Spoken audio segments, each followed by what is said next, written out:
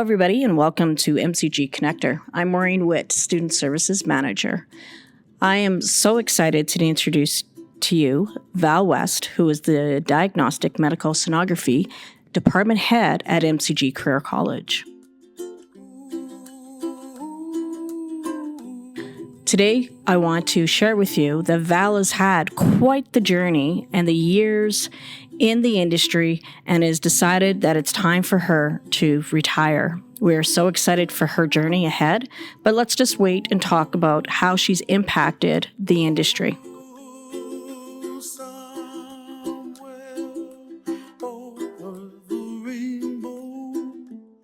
Welcome, Val. Thank you, Maureen, and thank you for inviting me, and thanks to Jagger, too.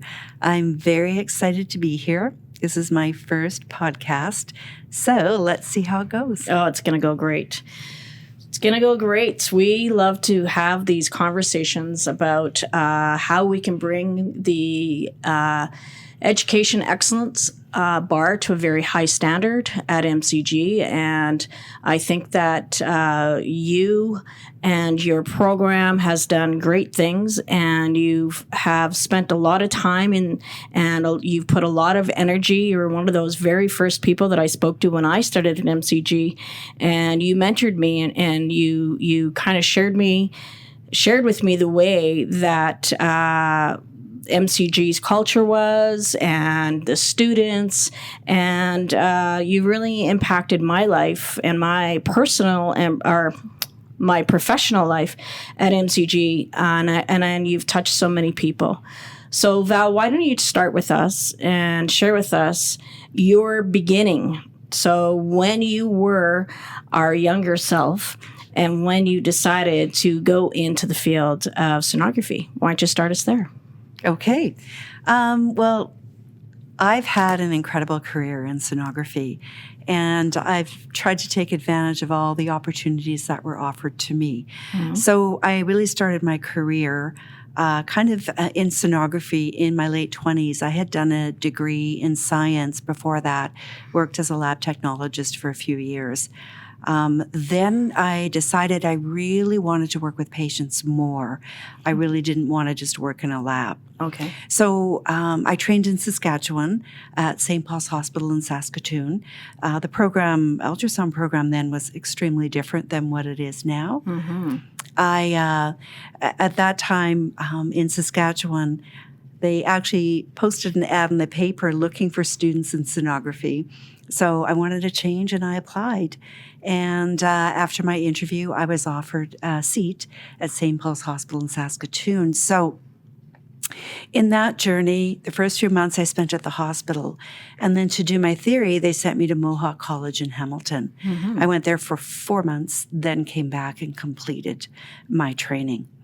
And then I decided that I wanted to expand beyond Saskatchewan, mm-hmm. and I came to Calgary. In fact, before Calgary, I wanted to go to Vancouver. I had a couple interviews in Vancouver, and they told me that it was only a casual position. I was under the impression it was going to be full-time. And of course, then as a single person, I needed benefits. Right. So I had an opportunity in Calgary. As I drove to Vancouver, I stopped in for an interview in Calgary and decided to take the job in Calgary. So I worked at the General Hospital in the Peter Lougheed. At that time, and that was in 1989, 1990, it was considered one hospital, two sites. Wow. One hospital, two sites. Yep. Yeah. Okay. And so, that was my journey. I spent 10 years at a hospital. Mm-hmm. Then I moved on to a clinic. It was RCA then, it's now Mayfair Diagnostics, but I was there for a number of years. Then in 2001, the ultrasound program started at St. Polytechnic. It was at a hospital originally, and I got the opportunity to apply for the job, and I did. And as luck would have it, they offered me a position in teaching, and it was part-time. Part-time. And so my teaching journey began, and I took the job for professional and personal growth. That was my mandate. And I am so thankful for that opportunity. It did allow me to grow, and I had never taught before. That was a whole new world for me, and I learned a lot. I was very fortunate. So that first day of teaching, let's go back to that first day in the classroom. How were you feeling, and your audience who was sitting in front of you, how did they receive you? Well, I was pretty scared, I have to admit. I didn't feel organized, and I like to be organized. Yes, you do. So back then, they were just starting to use like PowerPoint, so we actually had the overhead laminate. And so I can remember one class, I went into the classroom, I started talking, I was teaching abdomen sonography, and I put this little laminate sheet on the projector, and the light blew out. Oh, geez. And I had no idea even where to find a light. So I'm standing in front of the class thinking, now what? What am I going to do? Wow. So I actually just started talking, and I kept holding up these laminate sheets. No one could see them. Right. But it turned out okay. Good right. for you. I learned. So yeah, I mean, it's been an incredible journey. I've learned a lot, many things about teaching, but I was scared. So any new instructors, I always tell them the first year is really scary. It's a lot of work. The second year, you feel a little more confident. And by the third year, you're golden. There you go. And so when did you make the change to go to MCG? It was in and around COVID. I actually decided then I was going to retire. Oh. That was the plan. And then this opportunity came up, and I thought, you know what? How do I want to end my career? In the last few years, I thought, yeah, I can do it. I've learned a lot at SAIT, and I want to take this information. I want to create a program, design a program that looks solid to me. Take what I learned at SAIT and change it a little bit. Okay. And that's what I did. Yeah. And you have been working on the accreditation standards for a number of years while you've been at MCG. So you've been able to bring that lens and that education standard, but also the standards in sonography itself. Now, when you've accomplished all that, you also have been mentoring and running the department.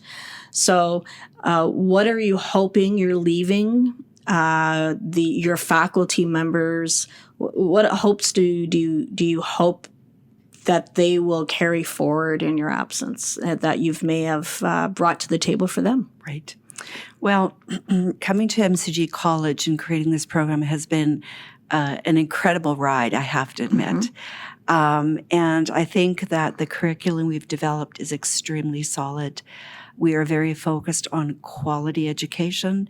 We're very focused on quality delivery in a classroom. So I hope whether it's in the classroom or it's in the lab, the instructors there will take my teaching methods and my approach and just carry it through. Being fair but firm is really important to me.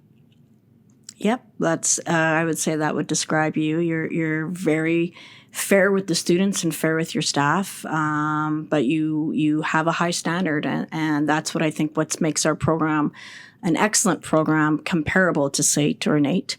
But what is it that when you walk into the classroom, what types of students do you see and what kind of hopes do you have for them in them beginning their journey? That's a really good question. I got to think a moment on that. So when you're screening them, what are you hoping that you will see or find in them that you're like, yes, this person's going to get it? Yeah. So what I really would like to see is a student who has really done a lot of research in the program and knows what they're getting into. I think that's important. And I tell the students often, it is not a job. It's a profession. It's a career. It's a commitment. So I want to see students have researched the program and are showing a passion in science and biology and scanning and just wanting to be a sponge and absorb all the information we can give them. And I also want them to know they have to take ownership of their learning. There is a large volume of material in an extremely short period of time. And We need students who really want to completely absorb themselves for the 80 weeks of the program. Mm-hmm. When I've seen you throughout the college, I really get a sense that you want your students to take this profession to a very high standard. But I hear you sometimes giving the messaging of sonography is really about saving people's lives. So potentially you could have a patient there, and it's up to that sonographer to be able to provide an appropriate screen that could potentially save their lives. So can we talk about that and the experience that you've had and things that you've maybe had to work out or teach with your students around the level of professionalism and competency around that? I think that what I deliver or tell the students is that when you're in the healthcare field, and specifically sonography, it is all about the patient. Mm-hmm. And so when you are scanning that patient, you are the radiologist's eyes. The radiologist, if you miss an abnormality and you don't document, the radiologist will not know unless they scan. So there is a lot of critical thinking involved. Right. And we always use the term, you are the radiologist's eyes. You have to make a lot of decisions when you're scanning a patient.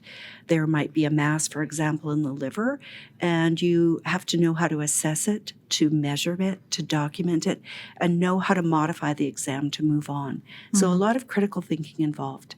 Mm-hmm.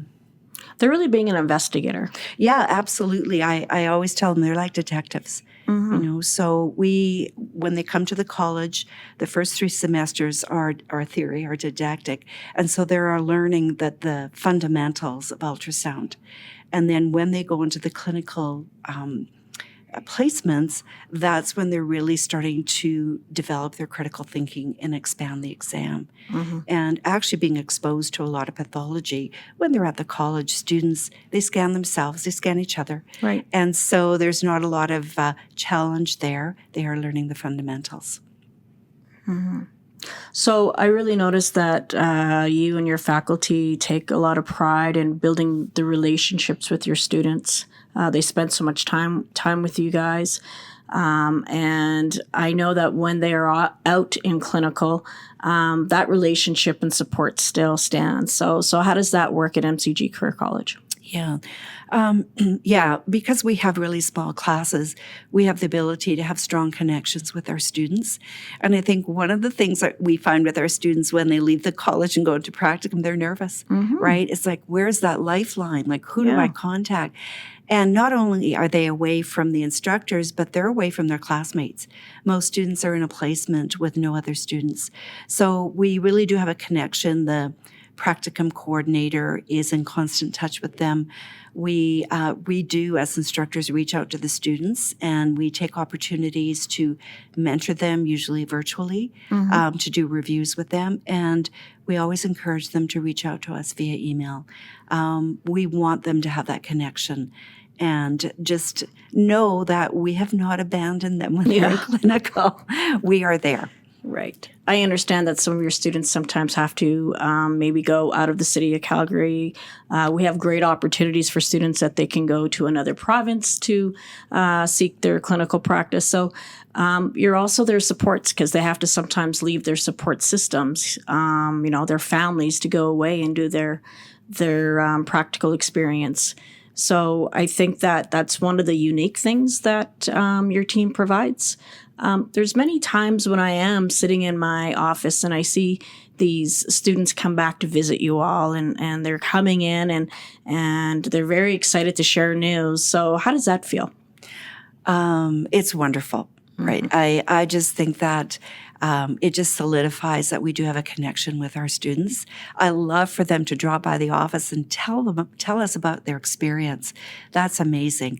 That just reinforces that we've done it right. It's kind of like being a parent. Mm-hmm. You know that when your child comes back to talk with you and discuss things with you, you've mentored them in the right way.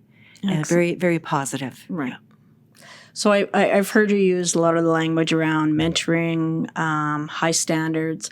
So what is it as you are on your last few weeks with us at MCG, what is it that you are really hoping that you are leaving the industry with when you look back on your journey? Wow. Yeah. I mean, certainly it's been a great journey. I think what I want to instill on mentors is that it is hard to mentor a student. It's hard and it's great at the same time. I really believe that to be a strong mentor, you have to have great listening skills. You have to be supportive. You actually have to allow a student to make mistakes so they learn. And you have to be there when they make mistakes to pick them up and brush them off and help them move on. What do I want to leave as I leave being an instructor, being a sonographer? I hope that the high standards I think I've created in the curriculum and my strong beliefs that sonography is an amazing profession sticks with our instructors. Okay. I don't want to lose that. I think that we have created an amazing program at the college. I am extremely proud of what I've done and actually what my coworkers have done. We do have a strong program, and I want them to maintain those strong standards. Yeah. That's great. Let's talk about you now. So I know you've had a busy week, and the planning that has to go into retirement has to be mentioned. People I know in my own personal life, family members who have gone into retirement, you do have to plan for that. You do. You can't just decide that you're just going to not show up to work on a Monday. And I know it feels great for people that they get to sleep in, but there's a real identity crisis that sometimes people go through, a real loss. So what have you planned for yourself? Because I know you're a planner. So tell us about that. That's a great question. Well, I've been thinking about retirement for a long time, and my husband has been retired for a few years. We actually have two dogs, two golden retrievers, and I really want to spend more time with the golden retrievers walking them. I want to spend more time with my husband, of course. I plan on doing a lot of reading. I would like to do some volunteer work. That's really big. And I've been really thinking a lot about that. I think I'm going to explore volunteering at the library. Very good. I believe in lifelong education. And so I think that would be definitely my thing, is to volunteer at a library. And I'm also exploring volunteering at the hospitals too. Oh, nice. So I have a lot of thoughts. So that's kind of where I've started my thought process. I think once I've retired, it is going to take a couple, 3 months to get my head around being retired. I've been working since 1983 in healthcare and education, and I haven't really had any breaks. Right. In that. So, yeah, I think I might have a bit of an identity crisis for a few months, but I honestly believe my husband and my puppies are going to help me pull out of that identity crisis. I'm looking forward to traveling with my husband. We've got a lot of plans. That's what I have on the agenda right now. But who knows? This is just going to be an adventure for me, another journey, another chapter. Journey. Yep. Another milestone in your life. Yeah. Well, I think we'll end there. We'll leave on a high note of imagining you walking the puppies, spending some time reading. Look forward to hearing about your volunteerism and giving back. I do hear that you haven't really left the healthcare system then, if you're going to volunteer in the healthcare system. So good for you. I understand that. I get that. There's just some things that we still want to hold on to. And that's very generous of you to give back again in the healthcare system. So I want to say thank you for your time today. And we wish you the best. Awesome. Well, thank you so much. I am looking forward to the next chapter in my life. And like I said, I've had an amazing career, and I am thankful for all the opportunities I've had. And, you know, it's not always rainbows and sunshine, but I think you learn to weather the storm and become resilient in all the challenges you've come up against. So I want to believe that I'm leaving as a weathered, resilient person. There you go. You've heard it here. Thank you, Val. Thank you. Best luck to you. MCG, Making Communities Great.